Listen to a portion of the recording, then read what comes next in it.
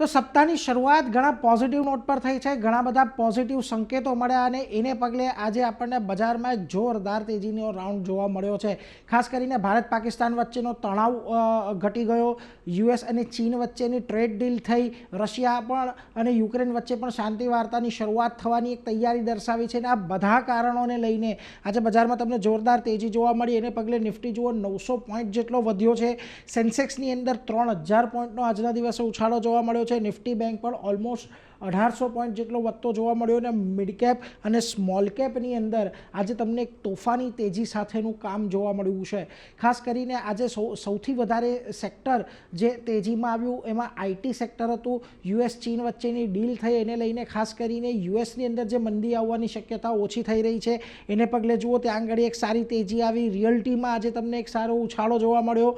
Metal કંપનીઓ ચીનને આજે થોડી ઘણી રાહત મળી છે એને પગલે ભાગી અને નિફ્ટી ફાઇનાન્શિયલ્સમાં પણ એક સારી તેજી તમને આજના દિવસે જોવા મળી છે।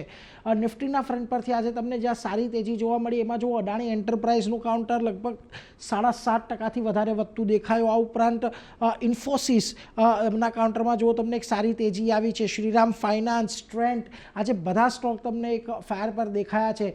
માત્ર 2 સ્ટોક, એક ઇન્ડસઇન્ડ બેંક અને એક સન ફાર્મા તમને આજે થોડો ઘટાડા સાથે બંધ થતો દેખાયો છે, પરંતુ ઓવરઓલ એક સ્ટોક્સની અંદર સારી એવી તેજી તમને નિફ્ટીના ફ્રન્ટ પરથી જોવા મળી। મિડ કેપમાં પણ આજે જુઓ તમને આરવીએનએલના કાઉન્ટરમાં લગભગ 11% પારની તેજી દેખાય, એસ્કોટ્સમાં 9% તેજી છે, ઓરેકલ ફાઇનાન્સ, મોતીલાલ ઓસ્વાલ આ સિવાય પણ ઘણા બધા સ્ટોકમાં તમને આજે 5થી લઈને 8% સુધીની તેજી જોવા મળી છે। પરંતુ જ્યાં ઘટાડો આવતો જોવા મળ્યો એમાં જુઓ સોલારા ઇન્ડસ્ટ્રીઝ, ગ્લેનમાર્ક ફાર્મા, મઝગાંવ ડોક અને બાયોકોનનો સમાવેશ થાય છે, જ્યાં ઘડી આજે સારા બજારમાં પણ તમને થોડો ઘટાડો હતો। ખૂબ મોટી તેજી આજના દિવસે આવતી દેખાય છે, જે મહત્ત્વના આપણે ખાસ કરીને જે હર્ડલ કહી શકીએ 24,600ના એની ઉપર આજે નિફ્ટી ડિસાઇસિવ બંધ થતું જોવા મળ્યું છે।